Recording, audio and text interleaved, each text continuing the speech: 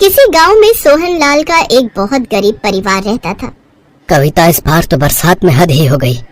हमारी फसलें खराब करने के बाद भी इंद्रदेव को चैन नहीं आया। अभी भी बारिश होती ही चली जा रही है। अब बारिश हो या ना हो उससे क्या फर्क पड़ता है, पूरे साल की मेहनत तो बर्बाद चली ही गई। सुरेश अपने माता पिता की ये सब बातें सुनकर बहुत परेशान रहता था।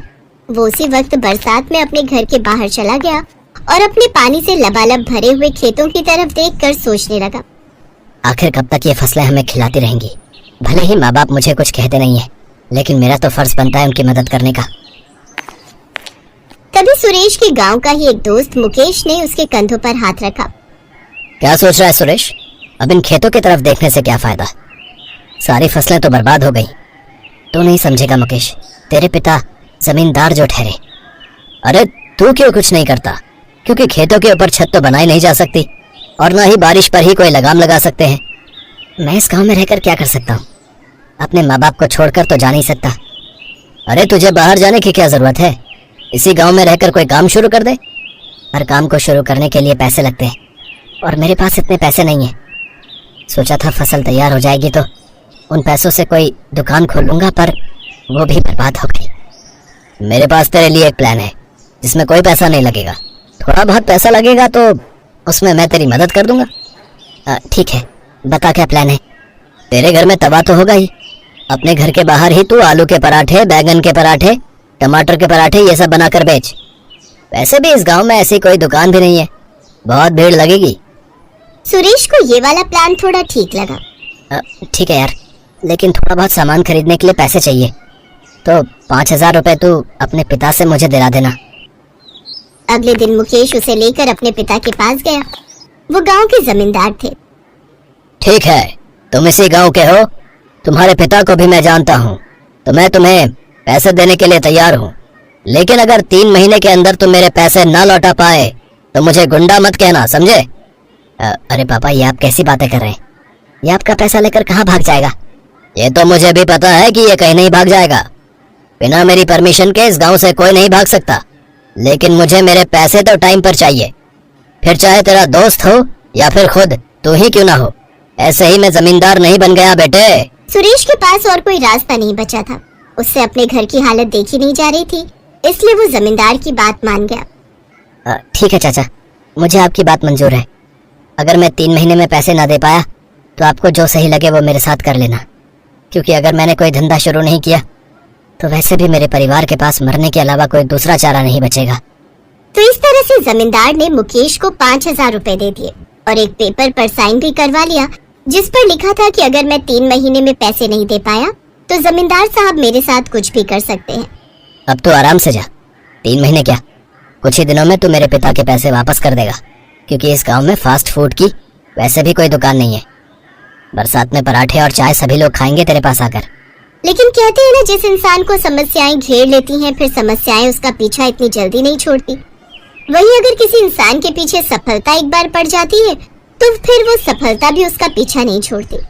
अगले दिन ही सुरेश ने अपने घर के बाहर चाय और पराठों का ठेला लगा लिया। बेटा, मैं भी तेरे इस काम में तेरी मदद करूंगा। अरे नहीं पिताजी, अभी तक आप अकेले ही तो सारा काम करते थे, मुझे कुछ भी नहीं करने देते थे। तो मेरा भी फर्ज बनता है कि जब मैंने अपना काम शुरू किया है तो मैं आपसे भी कोई मदद ना लूं। सुरेश की बार बार जिद करने के बाद सोहन लाल घर के अंदर चला गया। चलो अच्छा है, कम से कम हमारे बेटे की आंखें तो खुली। अब उसे अपने मन के हिसाब से काम करने दीजिए। उसका जवान खून है, वो तरक्की जरूर करेगा। पहले दिन से ही उसके ठेले पर भीड़ लगने लगी। सुरेश बहुत खुश था और बहुत मेहनत से सभी को चाय और पराठे खिला रहा था। अरे अरे वाह बेटा सुरेश, ये आलू के पराठे तो कमाल के हैं। अरे भाई, मेरे लिए पनीर के पराठे लगाना जरा। अभी लगाता हूँ। तो इस तरह पहले दिन ही उसकी दुकान रॉकेट स्पीड से चल पड़ी। आसपास के गांव से भी उसके पास लोग आने लगे। पहले दिन ही उसने 1,000 रुपए कमा लिए। ये मेरी जिंदगी की पहली कमाई है, इसे मैं अपने माता पिता के हाथों में रखना चाहता हूँ। रात हो चुकी थी। सुरेश ने ठेले का सारा सामान घर के अंदर रख दिया और अपनी पहली कमाई अपने माता पिता के हाथों में रख दी। बेटा, हम तो हार मान चुके थे अपनी जिंदगी से, लेकिन तूने तो अचानक से हमारी जिंदगी में ऊंचाई ला दी। आपने बिल्कुल सही कहा, हमारा बेटा तो हीरा निकला, खूब तरक्की करो बेटा। लेकिन शायद होनी को कुछ और ही मंजूर था। अगले दिन उसके ठेले पर बहुत भीड़ लगी थी, लेकिन तभी अचानक दोपहर के वक्त आसमान में बिजली कड़की और बारिश बहुत तेज होने लगी। पूरे गांव में पानी भर गया। उसने अपने ठेले के ऊपर पॉलिथीन तो लगा रखी थी, इसलिए काम चल रहा था। लेकिन तभी अचानक एक जोरदार तूफान आया और उसका ठेला उड़कर दूर जाकर गिरा। उसका सारा सामान बिखर गया। उसके ठेले के टुकड़े टुकड़े हो गए। हे भगवान, ये क्या हो गया? अभी एक ही दिन बीता था, सब कुछ ठीक चल रहा था, पर अचानक ये तूफान कहाँ से आ गया? पहले मेरे पिताजी की फसल बारिश ने खराब कर दी, अब इस तूफान ने मेरा धंधा भी चौपट कर दिया। मैं जमींदार साहब को पैसे कैसे वापस करूंगा? सारा सामान बेकार हो गया। सुरेश भाग भाग कर अपना सामान बटोरने लगा, लेकिन कुछ भी सामान नहीं बचा। सारे पराठे, सारे मसाले, आटा सब कुछ पानी में बह गया। किसी तरह उसे तवा मिल गया और वो तवा उठाकर अपने घर वापस आ गया।